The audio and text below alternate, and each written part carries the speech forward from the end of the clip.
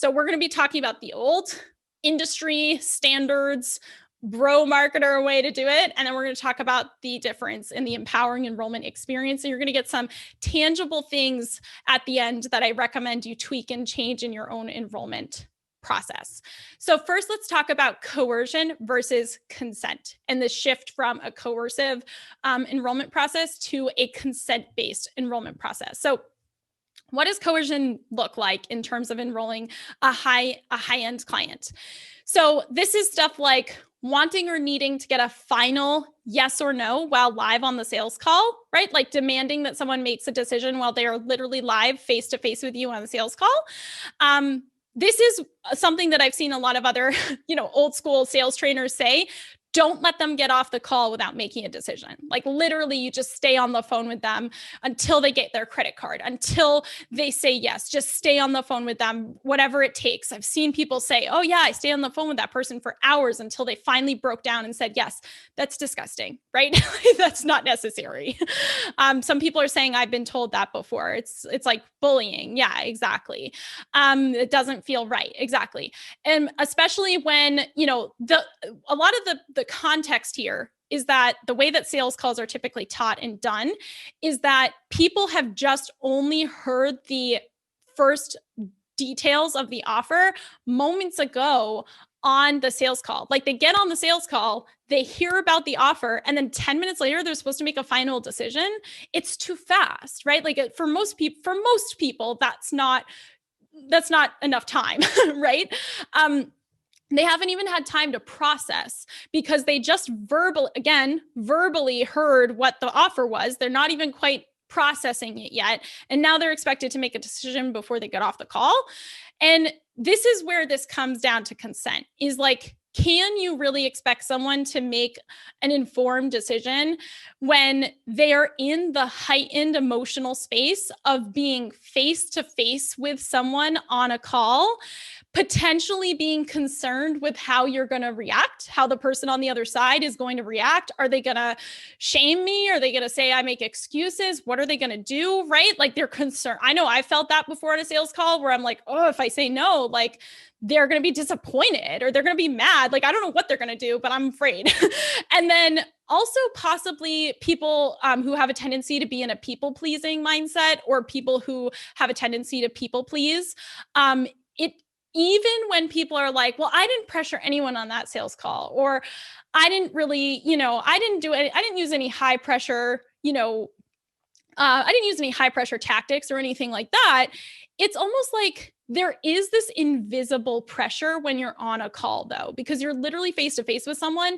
And I could even see myself, even though I've done a lot of emotional work around this, slipping into a people pleasing and just wanting to make the other person happy or feel validated. So I might slip into that habit. You know what I mean? So I think this is an invisible pressure. It doesn't have to be outright, super high pressure tactics. It can even just be this kind of like, well, can you really say that someone has made their best decision when they are face to face with someone and they just found out about the offer details and the price and what's included and all that stuff like 10 minutes ago? Is that really the best thing? Right? So that's coercion. Here's what the difference looks like. Here's what consent looks like, right? So this is completely client-centric. This is where the client controls their enrollment experience. They control the pace that it moves at. They control the content that they're watching. They control if and when they talk to you. They get to control that asynchronously as well. They don't have to schedule anything. They can just DM you as needed. This is where you are there to answer questions, and you're available to support them, and you're available to offer helpful guidance, just like Cami, right? Like she's there to legitimately offer guidance, give you strategy. Like she'll talk to you about your brand. She'll talk to you about your business. She'll talk to you about your plans for the next 6 months and what are you going to do in your business, all that kind of stuff. But she's not there to control the situation and tell you, you have to do this at this time. You have to talk to me at this time. You have to, right? Like she's not there to prescribe or to control the situation. You get to control the situation. Okay. The client gets to control it. So the other thing about consent is making sure that the offer details are clearly laid out in multiple accessible formats. So video, text, visuals, diagrams written out. The details are crystal clear. There's no question of, oh, I heard, like, you only verbally described the offer. I heard you say, was it 10 weeks of coaching? Do I get, what is it? And this is where old school bro marketers will be like, oh, it doesn't matter. It doesn't matter. Don't tell them what's included. It doesn't matter. It's like, it does matter. Okay. And we want to get it all in writing. We want people to be able to review it in writing or in a video format that's accessible. Whatever is more easy to understand. Some people are visual, some people are fact finders, some people want to read it in text. All of that is available. The client gets to take their own time and pace to absorb the information within a container that feels right. Okay, so the fix for this is why we have very detailed enrollment pages where every single detail of the program is clearly laid out. And we have videos about the program explaining the process and how it works and everything that's included. And we show a lot of graphics and visuals so that you can really see what exactly am I signing up for? What exactly am I getting?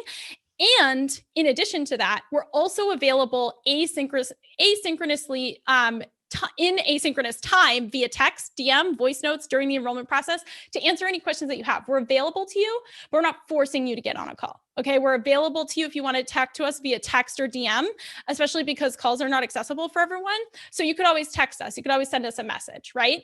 And it's all asynchronous. I'm going to be using the word asynchronous a lot during this presentation. That basically means that we don't have to schedule anything, but I can send you a message in the morning and you can send me a message back in the evening and it's totally fine. We don't need to be on the call.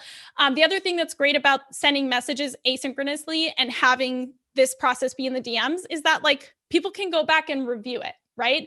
So there's a record of what was said, right? We can say, oh yeah, we had this conversation and this is what's included, or, oh, I had this conversation and this was the answer. So when someone is making their enrollment decision, they can review all the information. They can listen back to the message. Like I said, there's no one is ever like recording their sales calls and then sending it to the client after. That literally doesn't happen. Yeah, asynchronous is really important. And then you get message like this, where it's like, oh my gosh, thank you, Cami. I know it's your job, but you make me feel so loved. Thank you for taking the time to talk to me, right? So that's just what you're looking for, is people who are literally excited to talk to you and excited to enroll.